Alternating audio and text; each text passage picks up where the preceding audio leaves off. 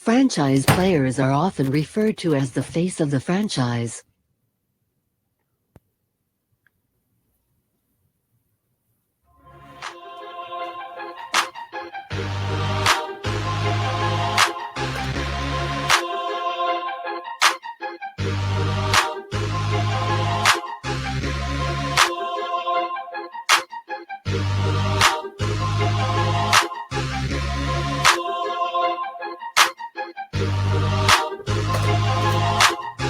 Welcome into a brand new edition of Franchise Players here on Tobacco Road Sports Radio, TobaccoRoadSportsRadio.com. You can catch it every Friday during the TGI Friday lineup over on WWBG 1470 AM at 5 p.m. And, of course, you can catch it, the replay at 6 o'clock in Winston-Salem on WTOB 980 AM, 96.7 FM. I'm your host, Desmond Johnson, bringing you the latest in Triad Sports every Friday. Loaded show today. Jaelen Gilkey, WXII sports reporter Jaelen Gilkey is going to join me, and we're going to sit down and debate what is the most unbreakable record in all of sports. We'll talk about that in just a bit. And Brendan Marks from The Athletic will join us to talk a little ACC hoops. It's an ACC loaded show today, as we'll talk UNC and Duke. And, of course, we're going to get in some Wake Forest stuff right now with the voice of the Deacons, Stan Cotten, joining us for the first time this season, actually, I think. Stan, what's going on, man? How you doing? Hey, Des. How are you? Good to be with you. It's great always to catch up. Yeah, man, and Wake's been out in the headlines the past couple of weeks here for random things I wanted to touch on with you while I had you on here. I wanted to start off with the baseball team because I actually got a chance to see them Tuesday. Of course, we're the broadcast partner for North Carolina A&T, and A&T hosted Wake Forest, the number one team in the country, Tuesday night. It's the first time in history that A&T had hosted a number one team in any sport, so it was really historic for them. And I was joking with Brian Holloway, the assistant AD. They were basically like, yeah, they're going to play this game because there was a lot of weather that day too. And they pushed it out. It was supposed to be at 4, and then they pushed it to 6. And we still didn't know for sure if we're going to get it in.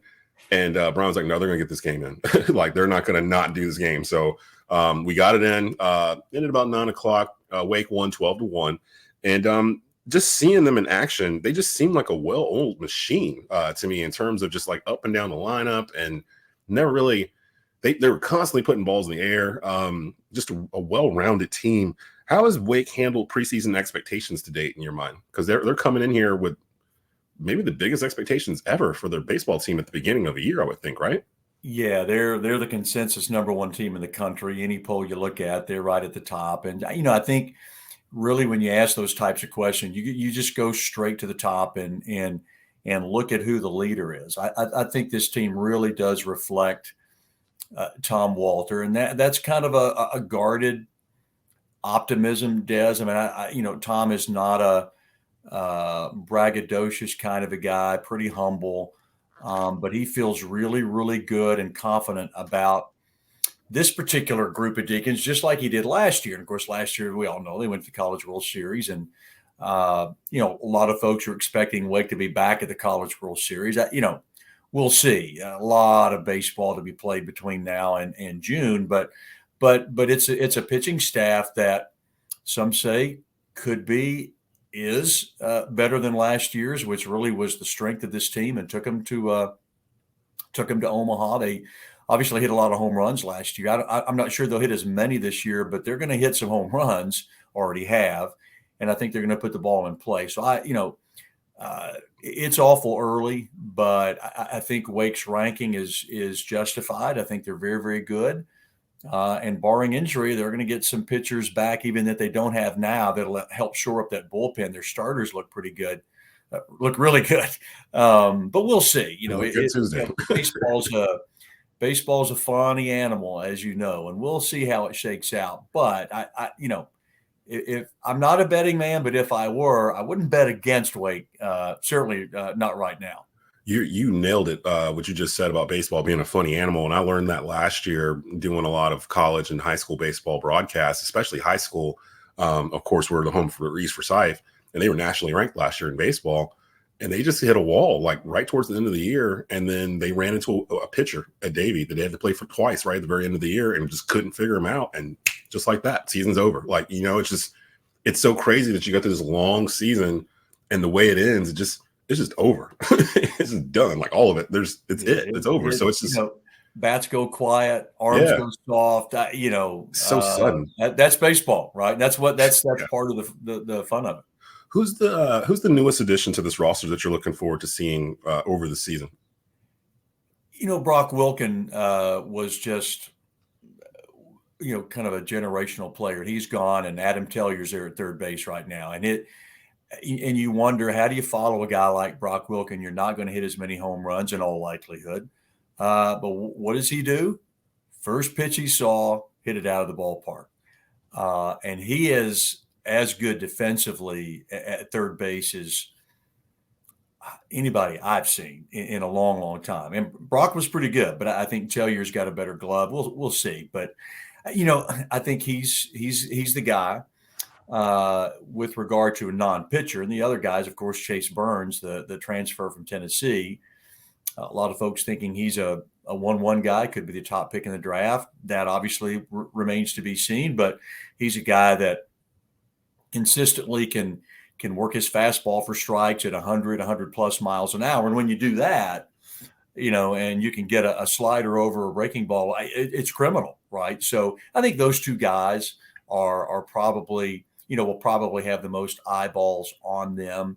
And so far, they've both been terrific. But again, just a handful of games into the season, we'll see. But those guys certainly come in very, very highly regarded.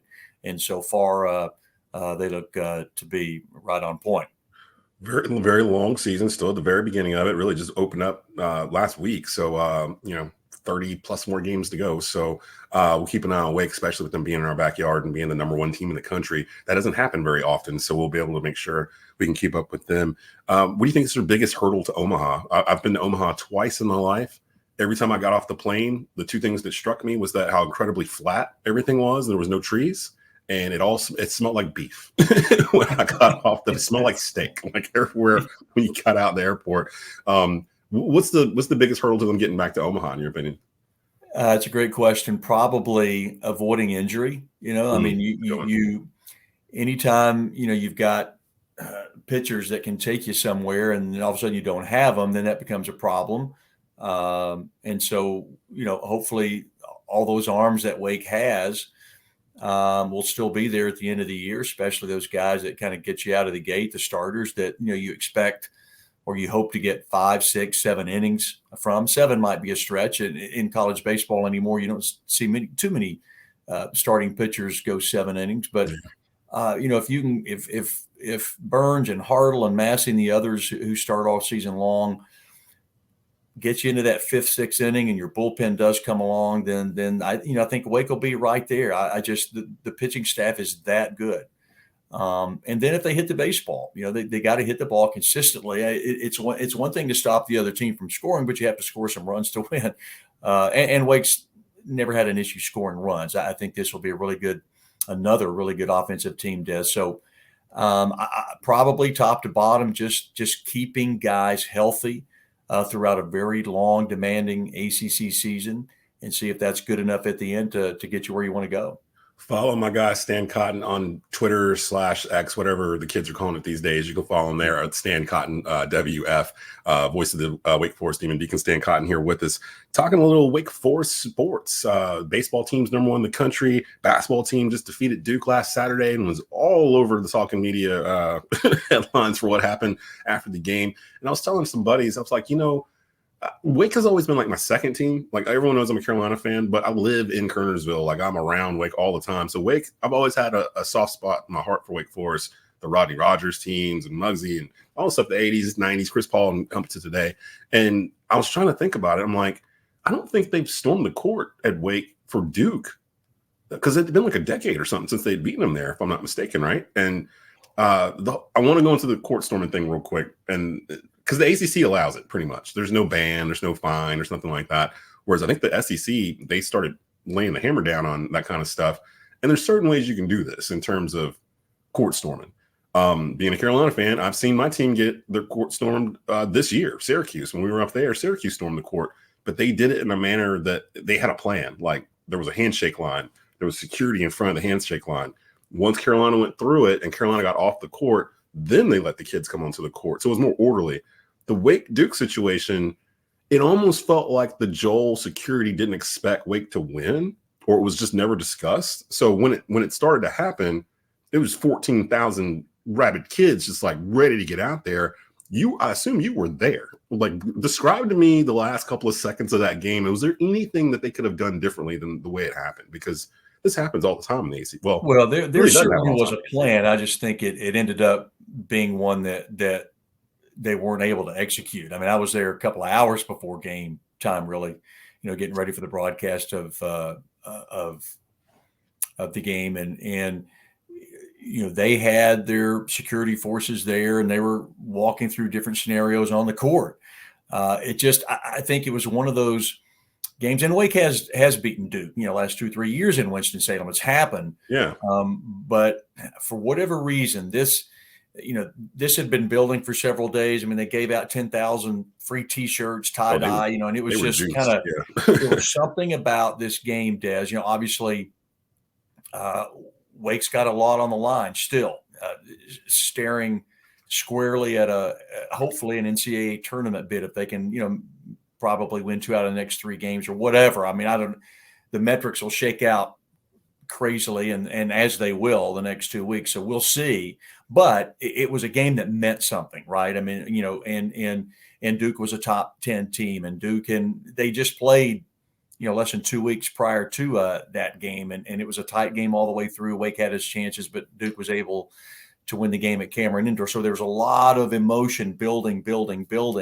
And you could feel the energy in the building once the game tipped off. And it was just back and forth the whole day. Really good, high level ACC Big Four game that Wake was able to make a couple more plays down the stretch than Duke was able to, and won the game. But as soon as that horn sounded, I mean, they came from everywhere. It wasn't just the students on the Duke side behind the basket.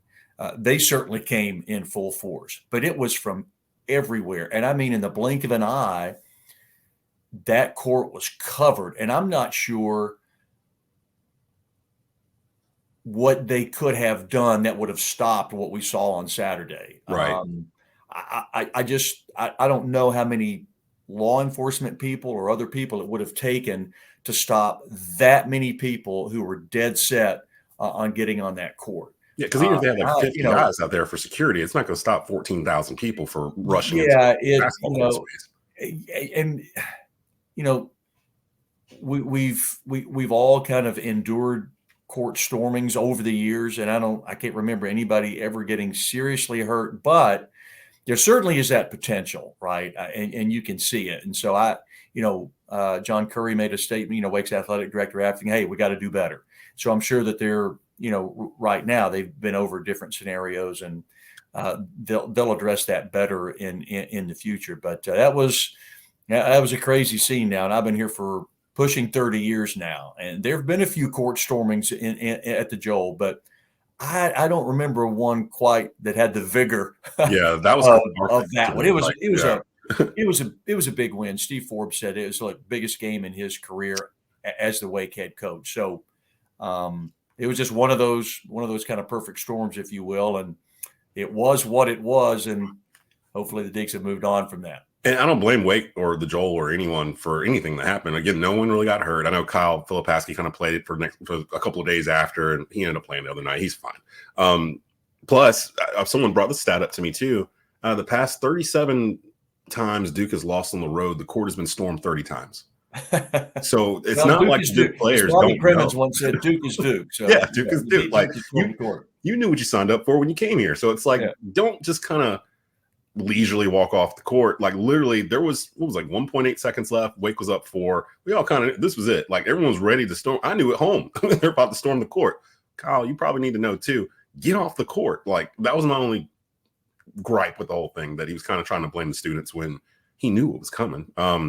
Before I let you go though, speaking on Deacon's basketball, you mentioned their situation, and that win is the biggest win in Steve Forbes' career at Wake Forest over the past 4 seasons. Wow, he's been here 4 seasons. And that is the big one. And that might have punched their ticket, but they still got work to do. They got Virginia Tech Saturday, Georgia Tech, and then Clemson, which is looming as a huge match next Saturday. If they can win these first 2, that Clemson matchup might end up being for the 4 seed in the ACC tournament, which would mean a double bye, which is, one or two less games you have to play to win an ACC title up in DC. Has Forbes done enough this year, you think, for the Deacs to get into March Madness? Like, if they can, like you said, win 2 of those 3 and one of those 2 be in that Clemson game? I think so. I really do. I mean, you already have 10 wins in the league. And if you're in the top 4 or 5 in this league, you ought to be in the NCAA tournament. And I know there's been a discussion all season long about, is the ACC weaker this year? I don't buy any of that. I don't care. I don't see it. I don't believe it. I think Wake's done enough to get into the tournament, and I respect those who have a different opinion than that. But certainly, if Wake wins 2 out of the next 3, I just don't. I don't see how you can keep them. And one of the wins over the last couple of weeks of the season was over a top 10 team. I just don't. I don't see how you can keep Wake Forest out of the tournament. So, but Wake can't control any of that. They've got to try to find a way to win on the road in Blacksburg on Saturday night. And then the final 2 games, thankfully for the Deacs, are at home, Georgia Tech on Tuesday night, and then you mentioned the Clemson game on Saturday. So yeah. I think you go out, take care of business. I think the Deacs will be in the tournament. That was the thing. 2 of those 3 games are at home, and the Deacs are almost undefeated at home. But on the road, it's a little choppy for the Deacs so far this season. But Saturday, trying to find the time here. Wake at Virginia Tech, 5:30 p.m. tip-off. It's on the CW network as part of that extended package that the ACC has with the CW. So if you're looking on ESPN for it, it's not going to be there. It's going to be on the CW. So roll over that way and check that out. Again, follow Stan on Twitter at Stan Cotten WF. He's a busy man as he finishes out the basketball season, and baseball. I assume you're going to hop over there once they got you done traveling around everywhere with Wake. And it's like we're going to get some extended Wake Forest b-ball this season, which is always a good thing, especially in Winston. I've always said that Winston-Salem is a different downtown city when Wake is good at something. When Wake is good at something, the vibe is totally different downtown Winston. And I feel like over the next couple of months, we're going to be able to see a little bit of that with the Wake Forest basketball team, and then with baseball doing what they do into the summers. So, Stan, appreciate you coming by, giving us an update on Wake Forest athletics, and we'll definitely talk to you soon as this Wake Forest baseball team looks to get to Omaha. You bet, Des. Hoping for a long run in postseason of basketball and another trip to the World Series. That'd be a pretty good spring. I need to come out and watch a Wake game. I need to talk to you guys, get that situated. Maybe I need to holler. We can. Hey, I've got connections. You let me know. We'll get you out there. I need to get out there and watch one, because I forgot when I was watching the anti-Wake game how much I enjoy watching baseball and not twisting knobs like while it's going on. Like, it's one of those things you can just kick back and just enjoy the storyline like for 3 hours. And again, with Wake being number 1 in our backyard, this doesn't happen every day. So I'll definitely get in touch with you and see if I can get a chance to come out and check them out. Coming up next, Jaelen Gilkey from WFMY. We'll have a debate on what is the most unbreakable record in all of sports. We'll talk about that in just a bit. You're watching and listening to Franchise Players here on Tobacco Road Sports Radio, TobaccoRoadSportsRadio.com. In professional sports, a franchise player is an athlete who is not simply the best player on their team, but one that the team can build their franchise around for the foreseeable future.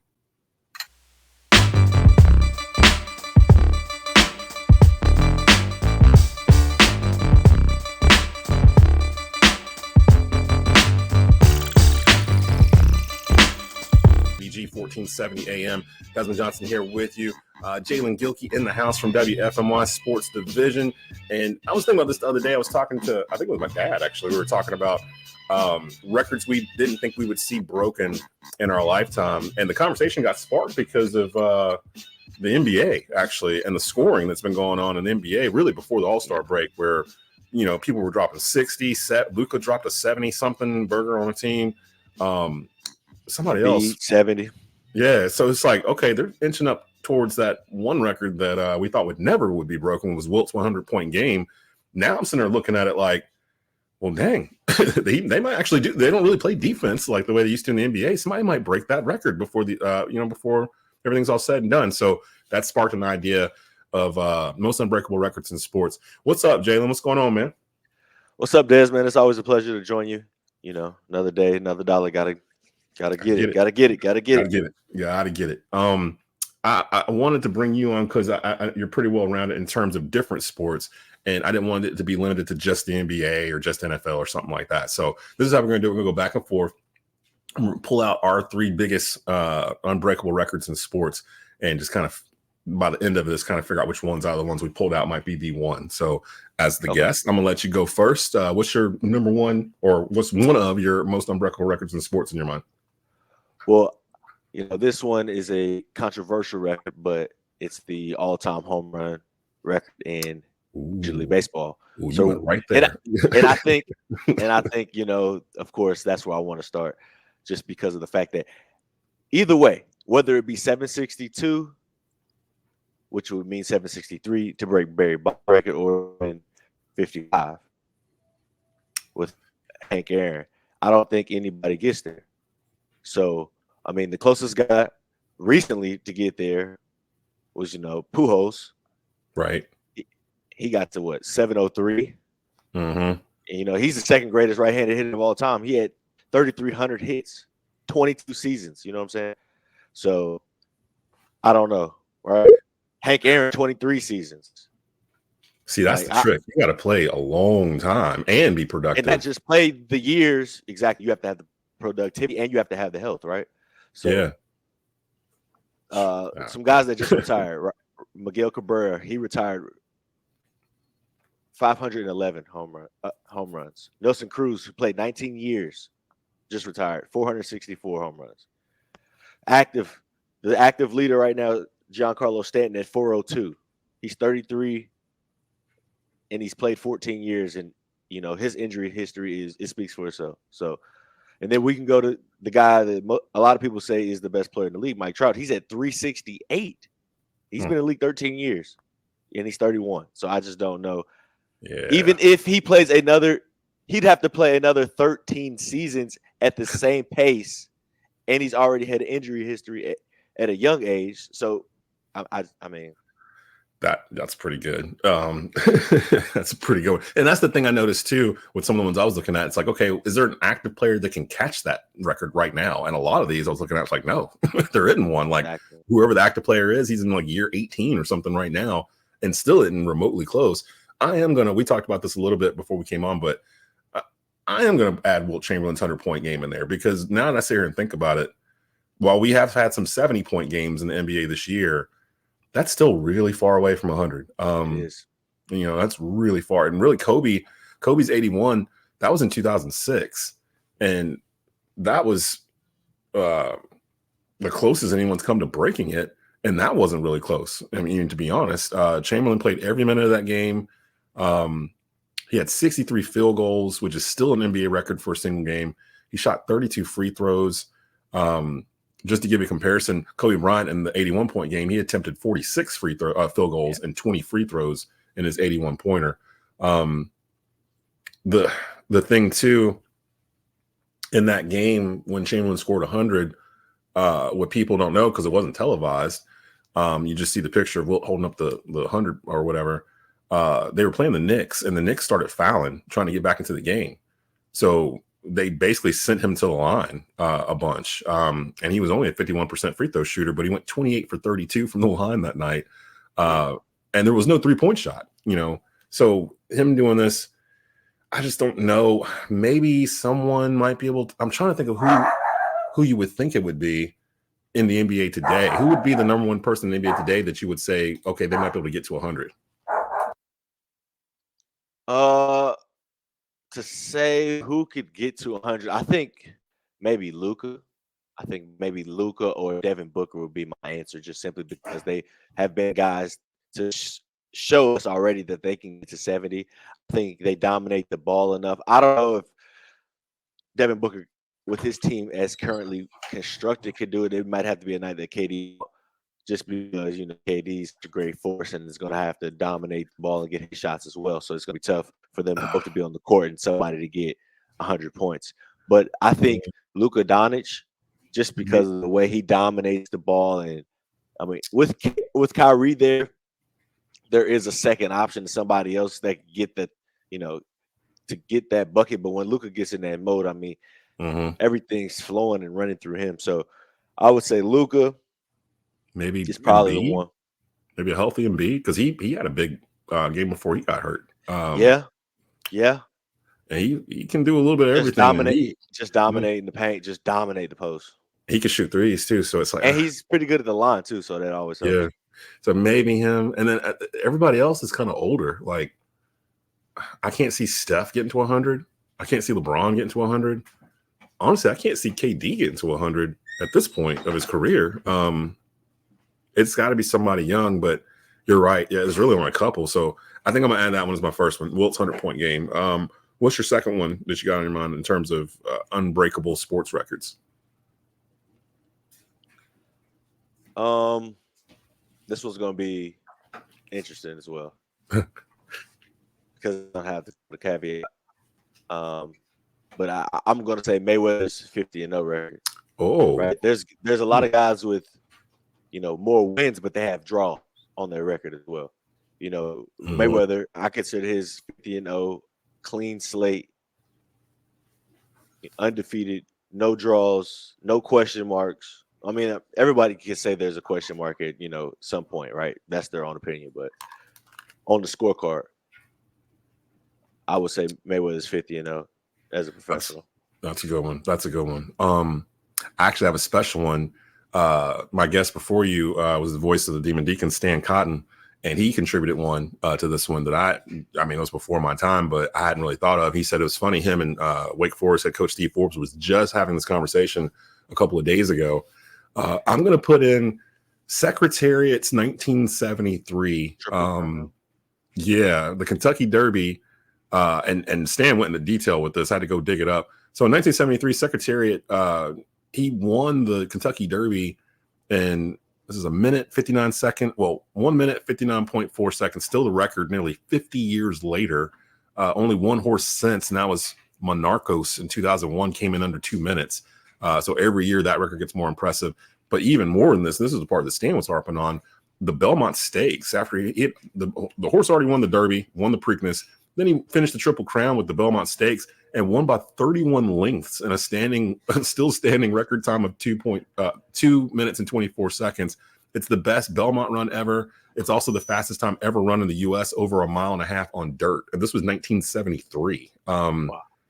Like 31 lengths. That's crazy. He got like a 10-12 second head start. Like, they shot the gun, he took off, and then the rest of the horses took off. Because I'm sitting there trying to picture in my head, like, how do you get 31 lengths in a 2-minute race? Like, what in the world is going on with these horses? I don't even understand. That's crazy. So I don't know, unless somebody comes around or some horse comes around that can do that. It stood for, like I said, that was 73. That was 50 years ago. So I'm gonna throw that in there from my man Stan Cotten. When he said it, I was like, ooh, that's a really good one. Give me your final one in terms of I assume you save one in the bag, like one of the ones that you really feel like confident that no one's going to be able to touch it. Yeah. Richard Petty's all-time Cup Series total. See, this is why I bring Jaelen on, because you're everywhere. You went NBA, you went NASCAR. I love it. I love it. Let's go. So yeah, so Richard Petty Cup Series record, right? 200. I mean, like, what's the next closest to him? So I know I got a list. I got Jeff Gordon. He came in at 93. He got second though. So hold on. I had the list up earlier. I just pulled it. David Pearson's number 2 at 105. Yeah. But I just went with a name. That I knew everybody would know. With Jeff Gordon at number 3, right? I pulled a name that everybody would know as of right now. So he's in third with 93 wins. He's been long retired. Yep. Then Dale comes in at 8th. Dale Sr. comes in at 8th with 76 wins. And then the next active guy, the first active guy on the list is Kyle Busch, who's at 63 wins. And he's 38 years old. Yeah, it's a long way to get to the and king. I know the Cup Series was technically constructed differently, and I know that's where there was, rules and regulations about, car and what the body of your car can be, the make of your car, and everything like that. Like, there was not that uniformity, equal playing field that there is now.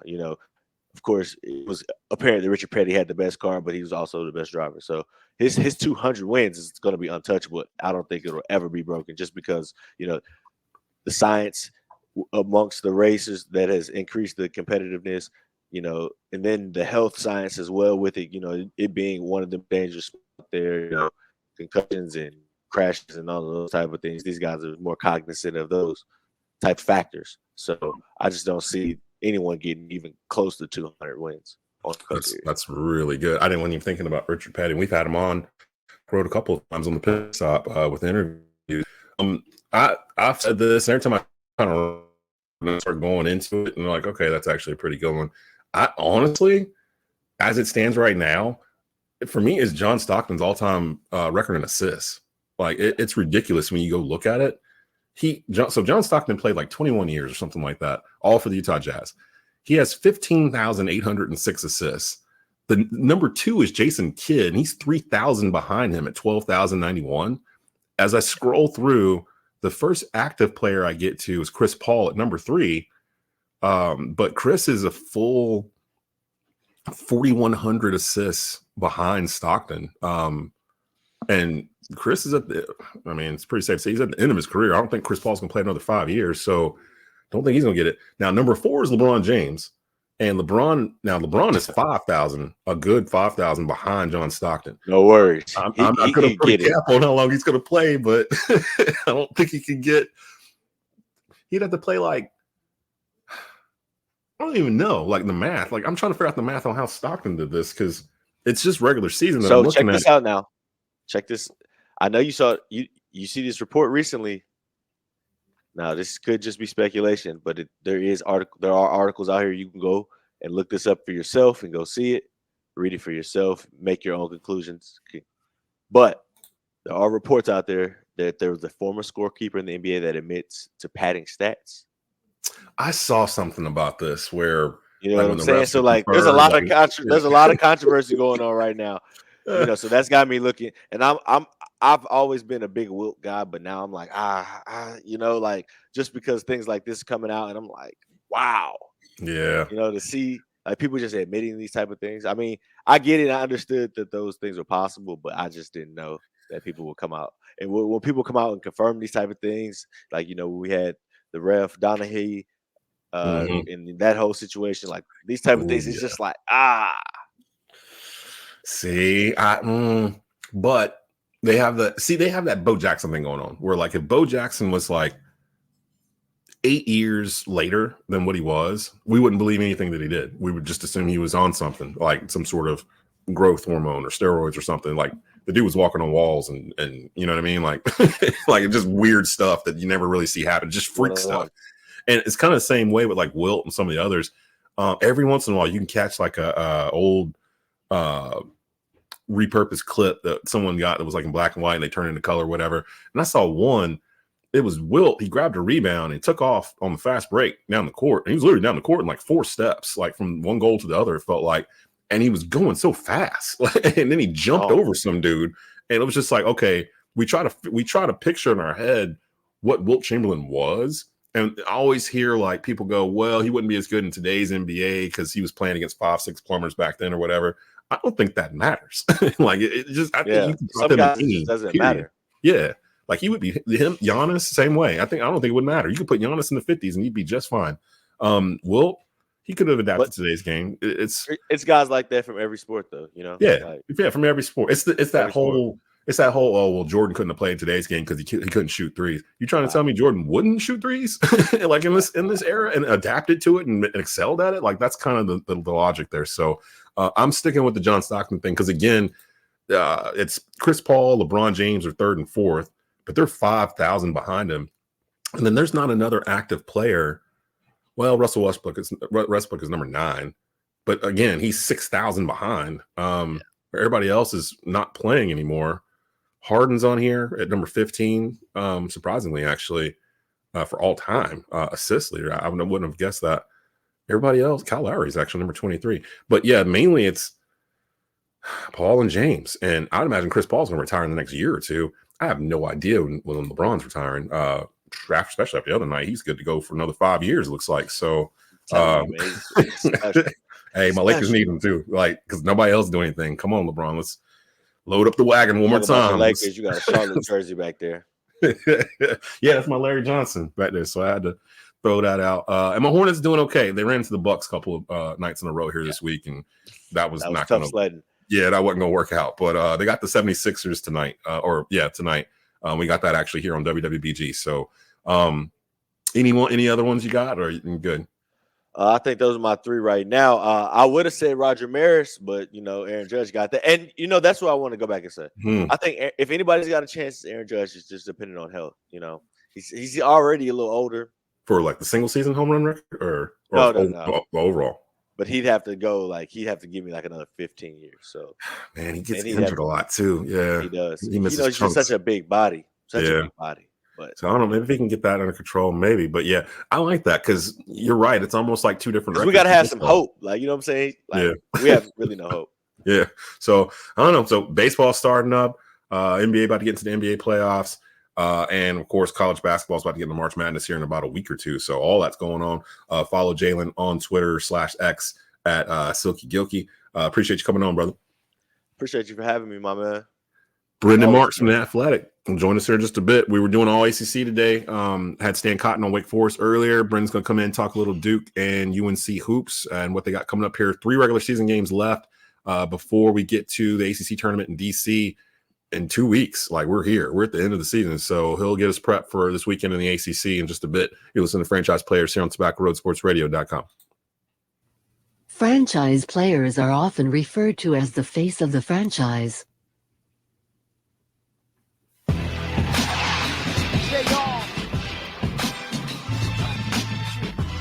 We are rounding third base here on Franchise Players for Friday, March the 1st, 2024. Desmond Johnson, I am your host here. Every Friday as we take a look in the world of sports and tried sports coverage here on TobaccoRoadSportsRadio.com. Shout out to our partners at Southern Broadcasting Media, home of WWBG 1470 AM in Greensboro and WTOB 980 AM, 96.7 FM in Winston-Salem. Shout out to WFMY's Jaelen Gilkey, who stopped by to talk about the most unbreakable records in sports, and the voice of the Deacons, Stan Cotten, giving us an update on Wake Forest athletics. Pretty feisty baseball team they got going on in Winston-Salem. I'm going to get a free ticket from Stan. I told him I need one, so go watch them. Although I just watched them beat A&T 12-1 Tuesday night in Greensboro, helped produce that game. Joining us right now from The Athletic, he is the beat writer for North Carolina and Duke, Brendan Marks, on the program. What's going on, Brendan? How you doing, man? Not too much. It's March, so I'm doing great. I appreciate you having me. Busy. And I knew this was going to be one of the few times I could grab you before the season was over. We got about a week and some change left in the ACC regular season. So let's just hit the hot spots. We covered Wake Forest earlier in the show, and we're rounding back around to Duke and Carolina here at the end. Let's start off with North Carolina, 9th-ranked North Carolina taking on NC State, 4:00 p.m. on ESPN Saturday afternoon. Give me your biggest storyline going into that rivalry. Carolina, good week last week. RJ Davis had a very good week last week. What do you expect the biggest storyline to be going into this matchup against the Wolfpack, who desperately want to be seen as an equal rival as Duke, but a lot of Carolina fans don't feel the same way? Yeah, I sort of look at this one more from the perspective of UNC, because at this point, NC State realistically is going to have to win the ACC tournament to get into the NCAA tournament. So, NC State is not going to play spoiler for UNC, even if they do win. I mean, it would hurt UNC's resume, actually. Feelings, yeah. Yeah. But I think the biggest thing for me that I want to see is the reason UNC got to be number 3 in the nation, and the reason why a lot of people considered UNC to be a national title contender earlier this year was because of the defense. At one point, this was the best defense in the country. It has slipped noticeably. I was looking earlier, and since the end of January, it's like the 45th best defense in America. That is not elite. That is not necessarily national championship caliber. So, for me, one of the things that I think maybe fans don't appreciate is, like, during any given week, coaches don't have time to, like, really work on themselves. Like, teams don't really work on themselves during the week. If you have one day prep, if you play on a Saturday and you're playing again on a Monday, like North Carolina just did, you have one day of prep to get ready for Miami. You're trying to figure out what they do. It's these longer periods when you have the rare off week, when you have a Monday to a Saturday, when you can actually work on yourself and get better. So for me, the thing I'm looking for is to see if Hubert Davis has been able to tighten the screws a little defensively, get the Tar Heels back where they were earlier in January. Yeah, that's actually a really good point, because Carolina was kind of struggling a little bit a couple of weeks back, and then they got that almost a full week, almost like a bye last week, where they didn't have to play and got ready for Virginia and then Miami, and looked a lot better going into both of those matchups. And I'm giving flowers to RJ Davis, like, right now while I can, because I've watched Carolina basketball for over 30 some years, and I'm trying to compare him to another guard that's come through Carolina, and he is just unconscious right now shooting the basketball. Like some of the stuff he did in that Miami second half. The one that made me jump out of my seat, he drove hard, took a step back and went behind his leg, through his leg, and then shot the three. And it was like just without even thought or hesitation. It was just like heat check, heat check, heat check, heat check. He just kept going. And you're in rare company when you're getting mentioned with the likes of like a Michael Jordan or a Tyler Hansborough in terms of Smith Center records. And RJ did exactly that. We're at a point now, I think it's already a foregone conclusion that he's the ACC Player of the Year, right? Is there anyone else that you could name that would make sense? Yeah, I agree with you. I think it's his. I mean, barring just like an epic collapse these last couple of games, I do think that like there have been other ACC players throughout the course of the year who have been in that conversation, rightfully so. Like I think earlier in the year, Kyle Filipowski was. Recently, I think Hunter Salas has put his name in there. Blake Hinson for a little bit of a stretch. PJ Hall earlier in the year. But nobody has done it with the consistency that RJ has had. He had that stretch of 8 straight games with 20 or more points from the late November to December. Obviously, he just set the Smith Center record. He's on pace to have the highest scoring average for a North Carolina guard since Charlie Scott back in the 60s. That's I mean, so, the game against Miami, I know the stat I see people saying is he's the first UNC player to outscore the rest of his team since Michael Jordan. So, like, again, I mean, he's right there.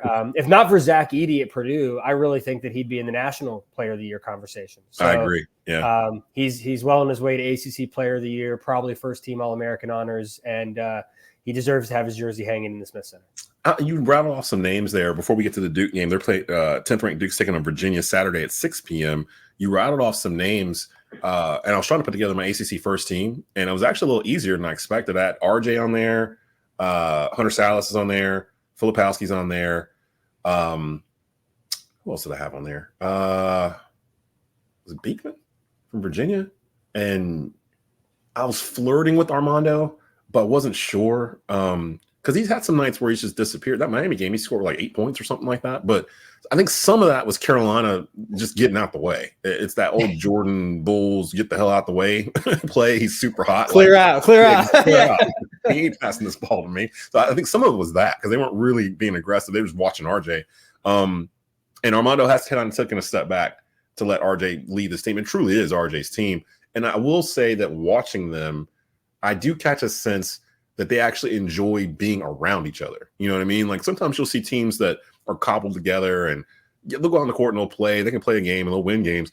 But sometimes you'll get teams that they feel like they hang out with each other off the court. And that's a big difference to me in terms of like when I'm picking teams to go far in March, they feel like that. They feel like they've in a short amount of time and the amount of pieces they brought in have really been able to kind of link up with each other. And it's pretty, you can feel it. It's palatable. Like when you see it on TV, Duke and Virginia, 6 o'clock Saturday. This is an interesting game.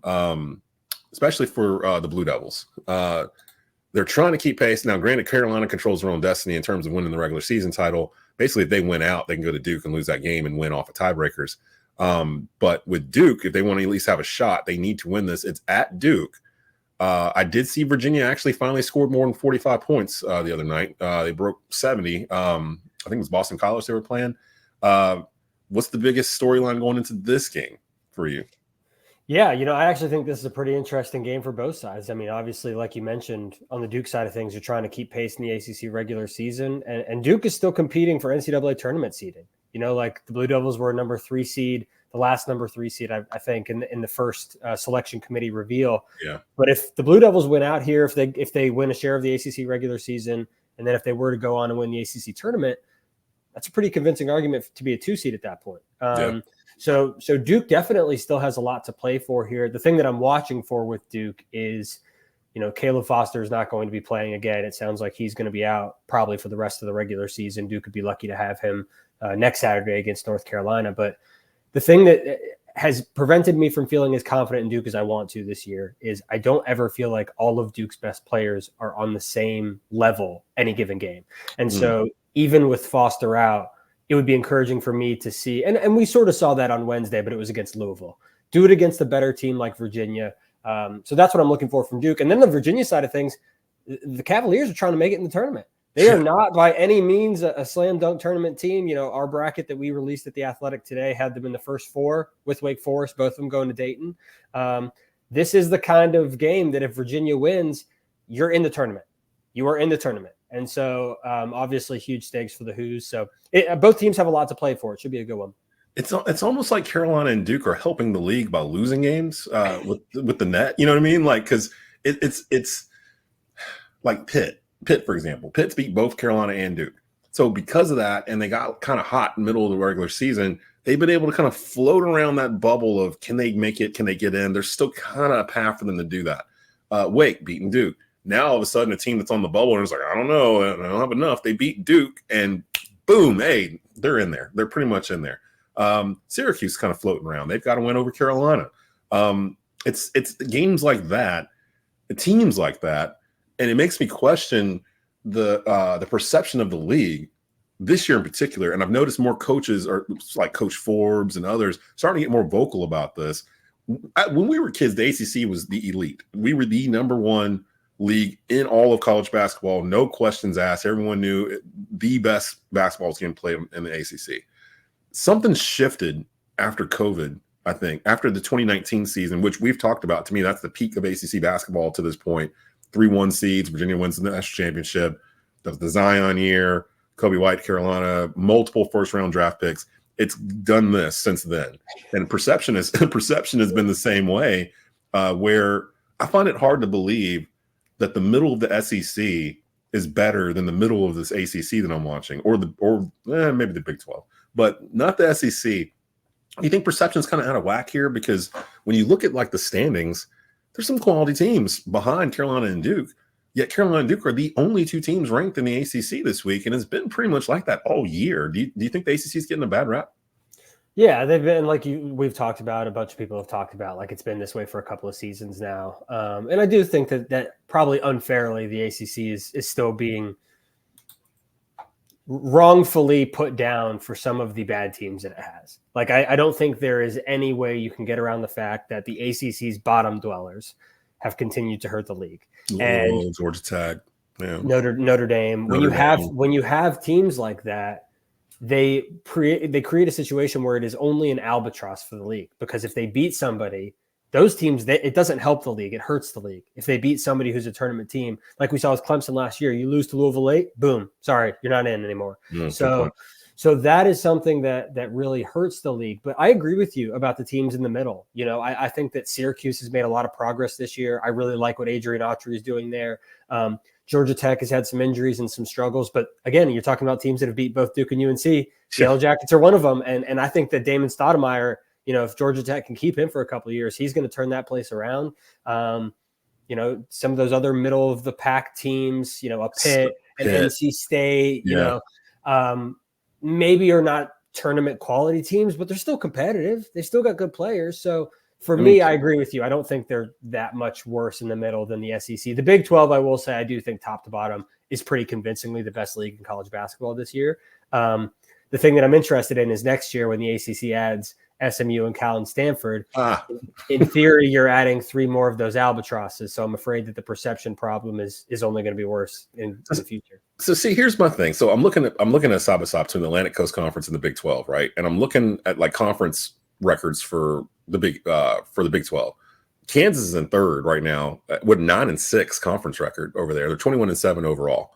I believe they're still ranked in the top 10, if I'm not mistaken. Baylor, BYU, TCU, Texas Tech, and Oklahoma. And I guess you could throw Texas in there too. That glut right there, they're all either 9-6 or 8-7. I go over to the Atlantic Coast Conference and I see the same thing. After you get past Carolina and Duke, you've got Virginia pretty firm in third at 12-6. Then you got a glut of Clemson at 10-7, Wake at 10-7, Syracuse at 10-8, Pitt at 9-8. And all 4 of those teams have quality wins against other teams in the Atlantic Coast Conference. I just scratched my head. I'm looking at it like, am I looking at the same thing? Or is this kind of like I've always complained about in college football, where the preseason poll actually helps dictate what happens over the rest of the year? Because if you're really high in like Alabama, it's the Alabama effect to me. If you're number 2 or number 1, start off the year that way, and you lose early or something to that effect, it doesn't seem to hurt you later on as long as you keep winning. But if you lose later in the year, it really hurts you. You don't have enough time to move back up. And it feels like because these teams were ranked so high early in the year and then started playing each other, that they didn't want to move them down too much because they're playing another ranked team. ACC used to have to go through this all the time. But now it's like, okay, it's very rare to have two ACC teams ranked play each other. So to your point, it's almost like the ranked team losing helps the league overall because the net rankings are stupid. And they don't make any sense sometimes where I'll see Wake defeat somebody by 35 points and they'll jump 17 spots in the net. And then they beat someone like Duke and might maybe only jump up a few or whatever. It's twisted. How many teams right now in the ACC do you feel like will be playing in March? Out of all that we just rattled off here, as I'm looking at the. Yeah, the one other thing that I would add to that before I get to teams in the tournament is the ACC also plays 20 league games, and so there are fewer opportunities out of conference. That's a good point. There's fewer opportunities for ACC teams, even if you challenge yourself and you schedule well, you are then going to still end up back in the same rigmarole. But moving on to ACC teams in the NCAA tournament, I think it's 5. I really do. Obviously, Duke and North Carolina are in no matter what. I think Clemson is pretty convincingly in no matter what. And then your two maybes are Wake Forest and Virginia. And leaving Syracuse out.